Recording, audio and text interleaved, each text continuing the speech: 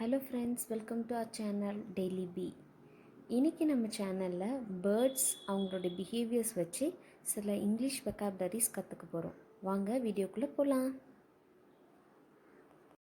நீங்கள் பேர்ட்ஸை நல்லா கவனித்து பார்த்தீங்கன்னா அது தன்னுடைய அலகால் அதோடைய இறகுகளை அழகாக கோதி சரி பண்ணிக்கிறத பார்க்கலாம்.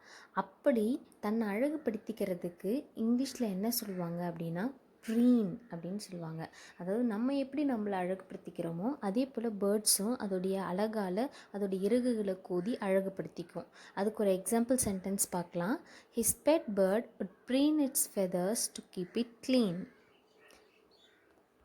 சில நேரங்களில் நம்ம பேர்ட்ஸ்க்கு ஏதாவது ஃபுட் போட்டோன்னா அது உடனே வேக வேகமாக அதை விழுங்குறத நம்ம பார்த்துருப்போம்.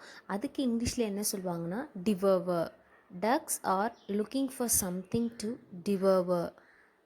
நெக்ஸ்ட்டு பேர்ட்ஸ் அதோட பீக்கை ஷார்ப் பண்ணும், கீழே தீட்டி ஷார்ப் பண்ணும். அதுக்கு இங்கிலீஷில் whet. Birds whet to sharpen their beaks. Next birds எல்லாம் ரொம்ப தூரத்துலேருந்து உயரத்துலேருந்து கீழே பறந்து அதோட ஃபுட்டை எடுத்துகிட்டு போகிறதுக்கு இங்கிலீஷில் என்னன்னு சொல்லுவாங்கன்னா ஸ்வூப் அப்படின்னு சொல்லுவாங்க. Birds swoop down to snatch food.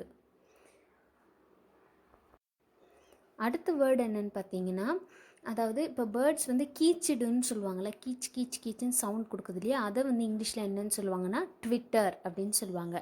Birds twittered it's morning song. இது மாதிரி இன்னும் நிறைய வேர்ட்ஸ் கற்றுக்கணுன்னா டெய்லி பி சேனலை சப்ஸ்கிரைப் பண்ணுங்கள். தேங்க்யூ.